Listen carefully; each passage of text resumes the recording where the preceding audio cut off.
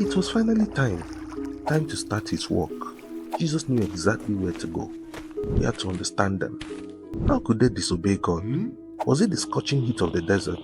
Or was it the times they had to go hungry? Why was it too hard for them to believe?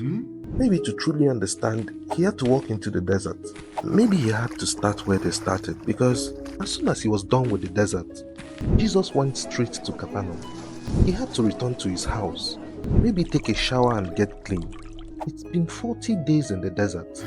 Just outside his house, he saw two men fighting over something. Repent, for God's kingdom is almost here. Is this argument more important than what's coming? Don't you know you should always forgive your brother? Maybe that bath can still wait a bit because he had only been back a few days. Jesus was hanging out at his house. What he saw in the desert had cleared his mind. There was still more to be seen. But since he came back to Capernaum, he had not had a moment alone. Won't you save my dying son? Have mercy on me, son of David. Everyone's problem had become his own. When will he find time for the Spirit? Maybe that's why he kept sneaking away, because since he returned from the desert, Jesus has been having problems with religious people. The Pharisees were not happy with him. Neither were the Sadducees. They were always calling him out, challenging him at every chance. Who does he think he is? Why does he heal on the Sabbath? Why should you value Sabbath over a person's life? Must there continue to remain thorns in his side? Because it's been a few weeks after the desert. Strange things are now happening to Jesus. Whenever he steps outside, people keep following him.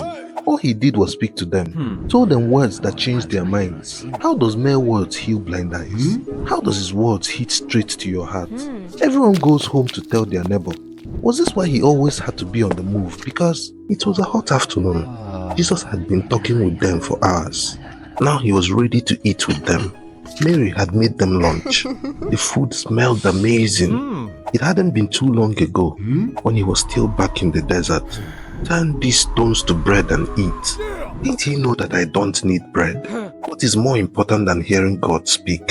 Should we even be eating Mary's food now? Because he met Matthew, the thug.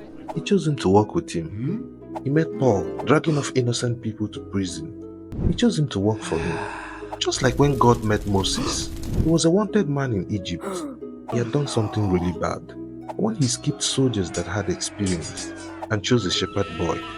Why must Jesus pick the unworthy? I'm just glad we don't have to be perfect before Jesus can pick us. Because Jesus was attending a party. It was a wedding ceremony. It's been months since he returned from the desert. Halfway through the celebration, they said all the wine was gone. Just fill those jars with water and pour out some in a cup. They gave the cup to the groom. Wow. Isn't this wine better than the first?